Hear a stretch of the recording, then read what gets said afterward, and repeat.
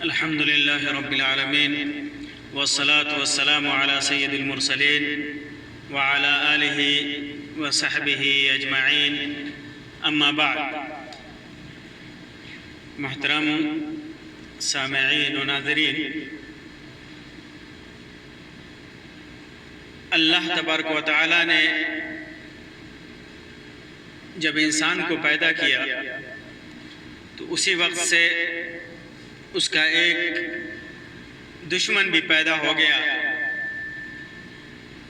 جسے ہم شیطان کے نام سے جانتے ہیں. ابلیس کی شکل میں پیدا ہوا اور اس کی ذریت اور نسل شروع سے لے کر آخر تک انسان کا دشمن بنا ہوا ہے. ہر موقع سے وہ انسان کو گمراہی میں ڈالنے کی کوشش کرتا ہے اور ہمیشہ انسان کے دل میں غلط وسوسے اور غلط خیالات پیدا کرتا رہتا ہے. اس شیطان کو قرآن اور حدیث میں قرین کہا گیا ہے. قرین کا مطلب ساتھی کا ہوتا ہے. اللہ تبارک و تعالی قیامت کے دن جب اپنے بندوں کا حساب و کتاب لے گا تو جو گنہگار بندے ہوں گے وہ اپنے گناہوں کا الزام شیطان پہ ڈالیں گے. تو اس وقت شیطان اس سے انکار کرے گا. اسی کا نقشہ اللہ تبارک و تعالیٰ نے قرآن مجید کے اندر کھینچا ہے. قال قرینہ ربنا ما اطغیتہ ولكن كان في ضلال بعید. شیطان کہے گا کہ اے ہمارے رب، میں نے اس کو گمراہ نہیں کیا، یہ خود بہت بڑی گمراہی میں بڑا ہوا تھا. تو انسان ایسے موقع سے براءت کا اظہار کرے گا اور انسان کے گمراہی میں پڑنے کا سبب خود انسان کو قرار دے گا کہ انسان خود گمراہی میں پڑا ہوا تھا. حالانکہ شیطان انسان کے دل میں وسوسے ڈالتا ہے اور گمراہ کرنے کی کوشش کرتا ہے.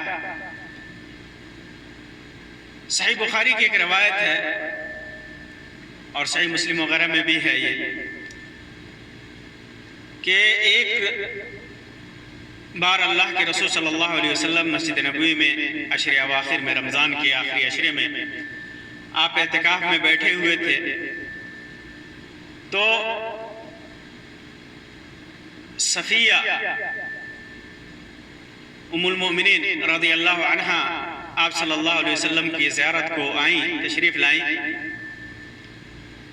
اور زیارت کرنے کے بعد آپ سے ملنے کے بعد واپس جانے لگی تو اللہ کے رسول صلی اللہ علیہ وسلم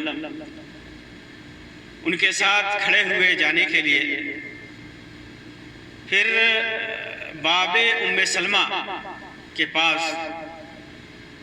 جب دونوں پہنچے، مسجد کے دروازے سے قریب ہی ان کا گھر تھا، تو انصار میں سے دو آدمیوں کا گزر ہوا اور دونوں نے اللہ کے رسول صلی اللہ علیہ وسلم کو سلام کیا اور اور چلنے لگے. تو اللہ کے رسول صلی اللہ علیہ وسلم نے فرمایا علی رسلکما، ٹھہر جاؤ، تم دونوں ٹھہر جاؤ. انداز تنبیہانہ تھا کہ وہ پہچان لے کہ آپ صلی اللہ علیہ وسلم کے ساتھ جو عورت ہے وہ کون ہے. تو دونوں کو یہ بات بڑی لگی، شاک گزری اور کہا سبحان اللہ یا رسول اللہ، اللہ کی ذات پاک ہے، اللہ کے رسول صلی اللہ علیہ وسلم، آپ کے سلسلے میں ہمارا گمان کیسے ہو سکتا ہے کہ آپ کسی اجنبی عورت کے ساتھ ہوں گے. تو اللہ کے رسول صلی اللہ علیہ وسلم نے فرمایا کہ ان الشیطان یبلغ من الانسان مبلغ الدم، اور بعض روایتوں میں ہے ان الشیطان یجری من ابن آدم مجرى الدم، کہ شیطان جس طرح انسان کے خون میں جسم میں خون دوڑتا ہے، ویسے ہی شیطان انسان کے جسم میں دوڑتا ہے، وسوسے پیدا کرتا ہے اور اسے شر میں مبتلا کرتا ہے۔ اللہ کے رسول صلی اللہ علیہ وسلم نے اس کے بعد فرمایا کہ وَإِنِّي خَشِيتُ أَن يَقْذِفَ فِي قُلُوبِكُمْ شَيْئًا، مجھے ڈر ہے کہ تمہارے دل میں کچھ شک پیدا کر دے، یہ شیطان تمہارے دل میں کچھ شک پیدا کر دے، اور ایک روایت میں ہے شرًا، برائی پیدا کر دے۔ تو شیطان انسان کو ہمیشہ شک میں مبتلا کرتا ہے، اور تھوڑا سا بھی موقع دیکھتا ہے کہ انسان کے دل میں برے خیالات پیدا کرتا ہے۔ حالانکہ اللہ تبارک و تعالیٰ نے دل میں پیدا ہونے والے وسوسے کو، ایک مومن کے دل میں پیدا ہونے والے غلط وسوسے کو معاف فرما دیا ہے۔ اللہ کے رسول صلی اللہ علیہ وسلم نے ارشاد فرمایا، جیسا کہ صحیح بخاری اور صحیح مسلم کی روایت ہے ابو ہریرہ رضی اللہ تعالیٰ عنہ کی، کہ میری امت کے دل میں جو وسوسے پیدا ہوتا ہے، اللہ تبارک و تعالیٰ نے انہیں معاف کر دیا ہے۔ جو دل میں برے خیالات پیدا ہوتے ہیں، دل میں برے وسوسے پیدا ہوتے ہیں، اللہ تبارک و تعالیٰ نے انہیں معاف کر دیا ہے، جب تک کہ ان کا اظہار عمل یا زبان سے نہ کیا جائے۔ انسان کے دل میں جب غلط بات پیدا ہو، وسوسے پیدا ہو، غلط وسوسے پیدا ہو، تو اس وقت تک اللہ تبارک و تعالیٰ ان وسوسوں کو معاف فرماتا ہے، جب تک انسان ان وسوسوں کو، یعنی غلط باتوں کو کہہ نہ دے اور غلط کام کو کر نہ دے۔ جب تک انسان کہے نہیں، کرے نہیں، تب تک اللہ تبارک و تعالیٰ ان وسوسوں کو معاف فرما دیتا ہے۔ اسی طرح کیسے شیطان انسان کے دل میں غلط وسوسے پیدا کرتا ہے، حدیث میں آتا ہے، جیسا کہ صحیح مسلم کی روایت ہے ابو ہریرہ رضی اللہ تعالیٰ عنہ کی، کہ چند صحابہ کرام نبی اکرم صلی اللہ علیہ وسلم کے پاس تشریف لائے، اللہ کے رسول صلی اللہ علیہ وسلم کی خدمت میں تشریف لائے اور عرض کیا کہ اللہ کے رسول صلی اللہ علیہ وسلم، بعض اوقات ہم اپنے دل میں ایسے وسوسے پاتے ہیں کہ انہیں زبان پر لانا بھی ہم میں سے بعض کے لیے دشوار بات ہے۔ ایسے خیالات پیدا ہوتے ہیں ہمارے دل میں کہ ہم اپنی زبان پر اس کو لا نہیں سکتے۔ وہ خیالات نہایت ہی، یعنی ما یتعاظم احدنا ان یتکلم بھی، ہم میں سے کوئی بھی اسے بہت بڑا سمجھتا ہے، اتنا بڑا ہوتا ہے کہ ہمارے لیے کہنا دشوار ہوتا ہے، ایسے خیالات پیدا ہوتا ہے۔ تو اللہ کے رسول صلی اللہ علیہ وسلم نے فرمایا، اوقد وجدتموہ، کیا تم ایسا پاتے ہو؟ تو انہوں نے کہا کہ نہ، ہاں ہم پاتے ہیں۔ تو اللہ کے رسول صلی اللہ علیہ وسلم نے ارشاد فرمایا، ذاک صریح الایمان، یہ تو صریح ایمان کی علامت ہے، صریح ایمان کی علامت ہے۔ انسان اپنے دل میں غلط وسوسے پائے، غلط خیالات اس کے دل میں پیدا ہوں، اور اس کو انسان اس کو کہنا بھی بڑا سمجھتا ہو، اس کے لیے مشکل ہو ان باتوں کا کہنا، تو یہ ایمان کی علامت ہے۔ انسان کا ایمان صریح ایمان کی علامت ہے، کیونکہ انسان ان گناہوں کو، ان وسوسوں کو، برے وسوسے کو اور برے خیالات کو کہنا بھی نامناسب سمجھتا ہے۔ یہ ایمان کی علامت ہے، انسان کے دل میں پیدا ہو، یہ فطری بات ہے، یہ غلط وسوسے، غلط خیالات، لیکن اس کو انسان کہنا برا سمجھے، بڑا سمجھے، اس کے لیے دشوار ہو، تو یہ ایمان کی علامت ہے، یہ ایمان کی علامت ہے۔ اسی طرح ابو ہریرہ رضی اللہ تعالیٰ عنہ کی روایت ہے، متفق علیہ روایت ہے صحیح بخاری اور صحیح مسلم کی، کہ اللہ کے رسول صلی اللہ علیہ وسلم نے ارشاد فرمایا، تم میں سے بعض لوگوں کے پاس شیطان وسوسہ پیدا کرنے کے لیے آتا ہے، شیطان آتا ہے وسوسہ پیدا کرنے کے لیے، اور کہتا ہے کہ فلاں چیز کو کس نے پیدا کیا، فلاں چیز کو کس نے پیدا کیا۔ دل میں انسان سوچتا ہے، شیطان یہ وسوسہ پیدا کرتا ہے کہ فلاں چیز کو کس نے پیدا کیا، آسمان کو کس نے پیدا کیا، زمین کو کس نے پیدا کیا، پہاڑ کو کس نے پیدا کیا، جانوروں کو کس نے پیدا کیا، ستاروں کو کس نے پیدا کیا، چاند کو کس نے پیدا کیا، انسان کو کس نے پیدا کیا، خود ہمیں کس نے پیدا کیا۔ یہ سوالات اس کے ذہن میں آتے رہتے ہیں، حتیٰ کہ اس کے ذہن میں یہ بھی شیطان پیدا کرتا ہے کہ جب ساری چیزوں کو اللہ نے پیدا کیا تو تمہارے رب کو کس نے پیدا کیا، تمہارے اللہ کو کس نے پیدا کیا۔ یہ خیال شیطان دل میں پیدا کرتا ہے، یہ وسوسہ شیطان کی طرف سے آتا ہے۔ جب ساری چیزوں کو، ساری دنیا کو، موت و حیات کو اور زیدار و جاندار کو، غیر ذی روح کو، ان ساری چیزوں کو پیدا کرنے والا اللہ ہے، تو اللہ کو کس نے پیدا کیا؟ اللہ کب سے ہے، کب تک رہے گا؟ اس سے پہلے اس کو کون تھا اور کس نے اس کو پیدا کیا؟ جب یہ چیز پیدا ہو جائے اور شیطان پیدا کرے تو کیا کرے انسان؟ تو اللہ تعالیٰ کے ذریعے پناہ طلب کرے۔ اللہ تبارک و تعالیٰ یستعذ باللہ، اللہ کے ذریعے پناہ طلب کرے، کہے اعوذ باللہ، اعوذ باللہ، انسان تعوذ کرے، اللہ تبارک و تعالیٰ کی پناہ میں جائے، وَلْيَنْتَهِ، اور پھر اس قسم کے خیالات سے باز رہے، اس قسم کے خیالات سے باز رہے اور خیالات کو دل سے اور دماغ سے جھٹکنے کی کوشش کرے اور اس کو دور کرے۔ اسی طرح ابو ہریرہ رضی اللہ تعالیٰ عنہ کی روایت ہے متفق علیہ، صحیح بخاری اور صحیح مسلم کی، کہ اللہ کے رسول صلی اللہ علیہ وسلم نے ارشاد فرمایا کہ انسان لوگوں کے دل و دماغ میں پیچیدہ قسم کے سوالات پیدا ہوتے رہیں گے، حتیٰ کہ کبھی یہ سوال بھی ان کے ذہن میں ان کے ذہن کے پردے پہ ابھرے گا کہ جب اللہ تعالیٰ نے تمام مخلوقات کو پیدا کیا ہے تو اللہ کو کس نے پیدا کیا؟ چنانچہ وہ شخص اس قسم کا وسوسہ اپنے دل میں پائے تو اسے کہنا چاہیے آمنت باللہ ورسولہ۔ کیا کہنا چاہیے؟ آمنت باللہ، کہ میں اللہ پر ایمان لایا، اس کے رسول پر ایمان لایا۔ یہ دو یہ کلمے اللہ تبارک کے رسول صلی اللہ علیہ وسلم نے بیان فرمایا کہ انسان کے دل میں جب اس قسم کا وسوسہ اور خیال پیدا ہو تو ایک تو کہے اعوذ باللہ، اعوذ باللہ کہے، اور پھر ایسا وسوسہ اور خیال اپنے دل میں نہ آنے دے، اس کو دور کرے۔ اور ایک طریقہ یہ ہے کہ کہے آمنت باللہ، میں اللہ پر ایمان لایا، میں اللہ پر ایمان لایا اور اللہ کے رسول صلی اللہ علیہ وسلم پر ایمان لایا۔ وسوسوں کے سلسلے میں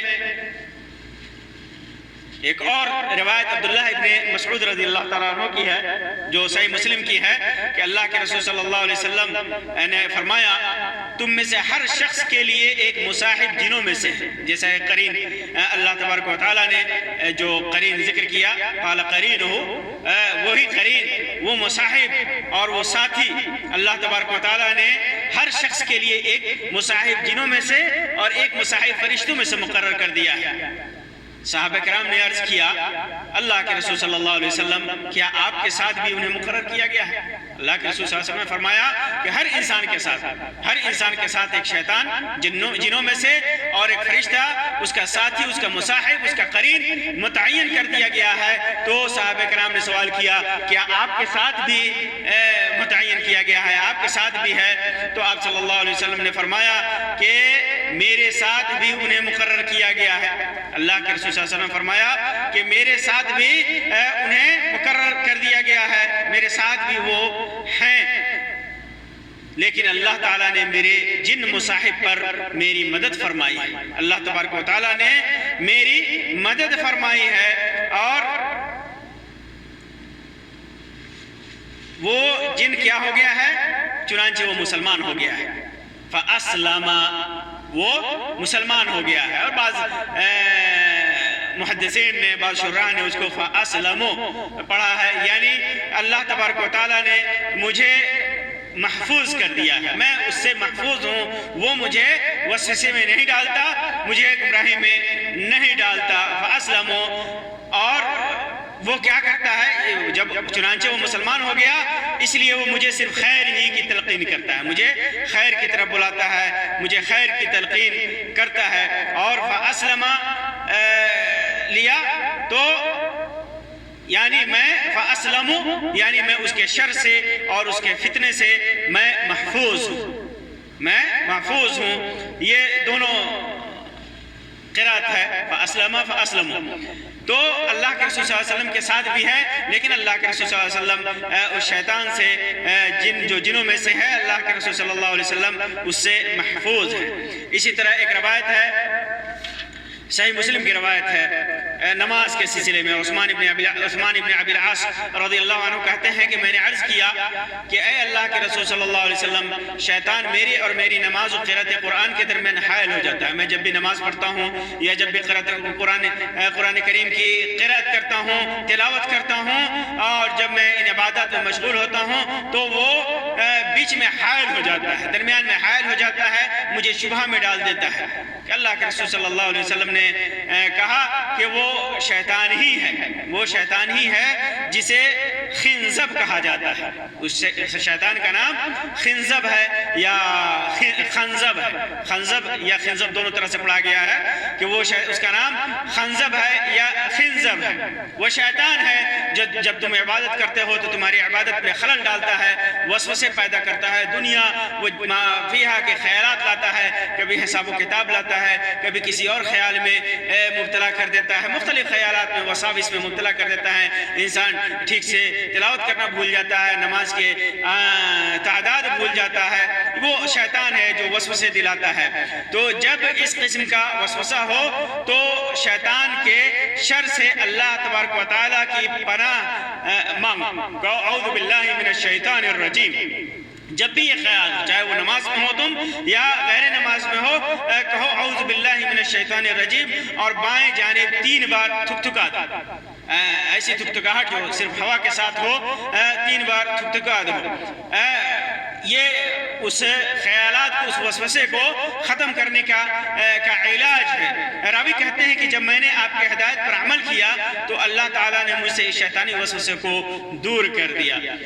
خیال رہے کہ تھکتھکانے میں ایسا نہ ہو کہ تھک دوسروں کو نقصان پہنچائے، یا یہ کہ ایسا تھکے انسان کہ دوسرے اس کو کراہت پر محسوس کریں، اسے ناپسند کریں، بلکہ ہلکا سا بائیں جانب انسان اپنے بائیں جانب ہلکی ہوا کے ساتھ 3 بار تھکائے. اور جماعت میں ہو، لوگ بغل میں کوئی ہو تو خیال رہے کہ اسے احساس نہ ہو ایسا کہ اس کی نماز میں خلل پیدا ہو. تو یہ شیطان کا وسوسہ انسان کے ساتھ ہمیشہ لگا ہوا ہے اور انسان کو وسوسے میں مبتلا کرتا ہے، اور یہ فطری چیز ہے. تو لہٰذا ایک چیز یہ یقین رکھنا چاہیے کہ شیطان جب وسوسے میں ڈالتا ہے تو جب تک اس وسوسے کو اللہ تبارک و تعالیٰ ان خیالات کو، ان برے خیالات کو اللہ تبارک و تعالیٰ معاف کر دیتا ہے. اللہ تبارک و تعالیٰ نے معاف کر رکھا ہے ان خیالات کو،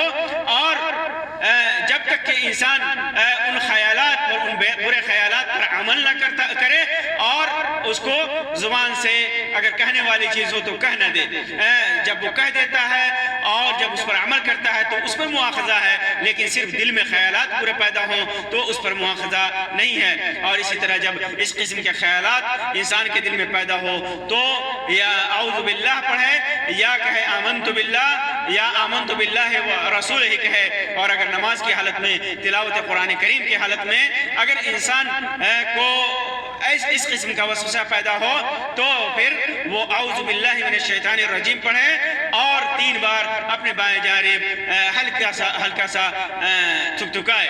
اللہ تبارک و تعالیٰ سے دعا ہے کہ اللہ تبارک و تعالیٰ ہمیں شیطان کے شر اور اس کے وسوسے سے محفوظ رکھے. اللہ تبارک و تعالیٰ ہمارے گناہوں کو معاف فرمائے اور زیادہ سے زیادہ نیک اعمال کرنے کی توفیق عطا فرمائے. آمین یا رب العالمین. وآخر دعوانا ان الحمد للہ رب العالمین وصلی اللہ علی خیر خلقہ وسلم. والسلام علیکم ورحمۃ اللہ وبرکاتہ.